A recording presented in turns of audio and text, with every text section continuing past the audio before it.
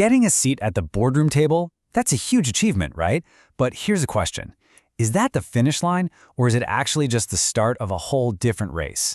Today, we're going to dive into what leadership really looks like now, inspired by the incredible Woman on Board event. We're going to explore the difference between just arriving and truly thriving. And this question, right here, it gets to the absolute heart of the matter. See, arriving, that's all about me, my success, my title, my position. But thriving, that's about we, the value we're creating together, the entire system we're trying to improve. It's about making that leap from just your own personal success to having a real transformational impact. And that's the journey we're going to take. So where does a journey like that even begin? Well, it starts from within. It has to. We're going to explore these internal foundations of leadership through the experiences of Venus Hampinda, who is the CFO of ABSA Bank Zambia. And for her, it all comes down to your own personal North Star. You know, what's so powerful about Venus Hampinda's leadership philosophy is just how simple and deep it is.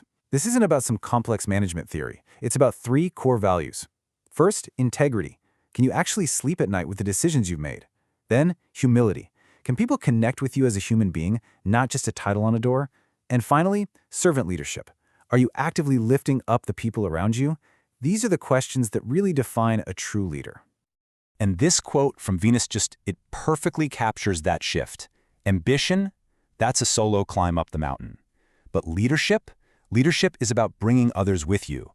It's the huge difference between arriving at the top all by yourself and thriving as a team, as a collective. That's the move from me to we.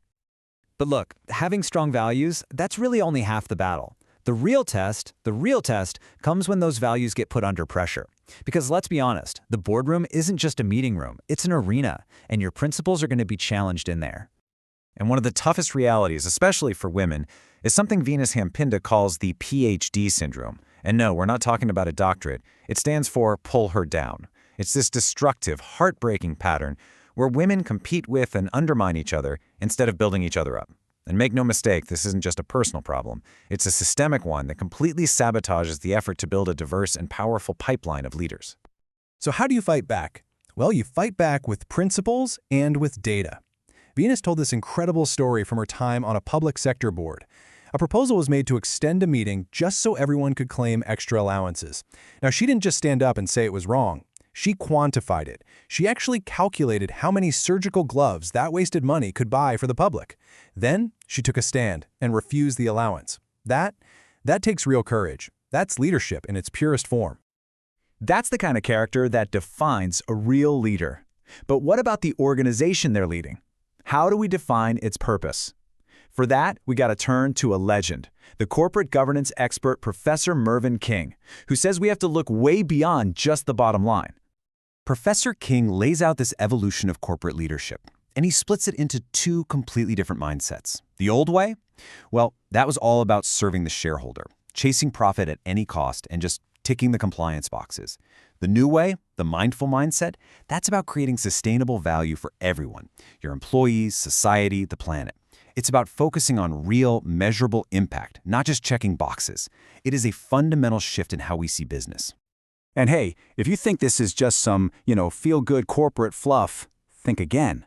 According to Professor King, a mind-blowing 80% of a company's market value today is tied up in the intangibles, its reputation, its social and environmental impact. So this mindful mindset, it's not a nice-to-have anymore. It's an absolute must-have for survival and growth in today's world. Okay, so if the very purpose of the boardroom is changing, then it only makes sense that its architecture has to change too.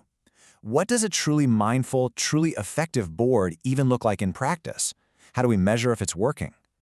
Well, Professor King gives us this powerful report card for any board. Is it creating sustainable value? Is it building an ethical culture? Are its control systems actually effective? And, maybe most important of all, has it earned the trust of everyone involved?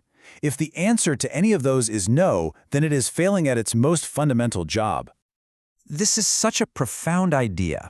A company, as Professor King reminds us, is really just a legal entity. It's a piece of paper. It doesn't have a conscience. It doesn't have a moral compass of its own. That's where the directors come in. They are the heart, the mind, and the soul of the company. and they're responsible for making sure this powerful engine of commerce is also a force for good. So, who should be these guardians of the corporate conscience? Professor King is, let's just say, refreshingly blunt about it. He says that in his vast experience, when women join a board, the entire dynamic changes. The whole old boys club thing, it just dissolves. The conversation becomes more curious, more adaptable, and ultimately, way more effective. And this isn't just a theory, this is reality. I mean, just look at ABSA Bank Zambia, where Venus Hampinda is the CFO. Their top leadership team is dominated by women, and they've hit 40% female representation at the VP level. This is exactly what happens when you don't just talk about diversity, but you actively and intentionally go out and build it. So let's bring these two powerful perspectives together, Venus Hampinda's inner compass and Professor King's external vision. How do we synthesize all of this? What does it all mean for the legacy you want to build as a leader? Here's the key takeaway. Arriving is about what you know, but thriving is about who you are. It's this perfect fusion of Venus Hampinda's inner compass, that integrity, humility, and service, with Professor King's vision of a sustainable, ethical purpose. Real leadership isn't just about your skills on a resume, it's about your character and your why. So, as we wrap this up, let's leave you with one final, really powerful idea. Leadership, it isn't about the power you hold, it's about the responsibility you embrace. It's not just about steering the ship, it's about caring for every single person on board and for the world you're navigating. And that leaves us with a really simple but profound question. Who are you taking care of?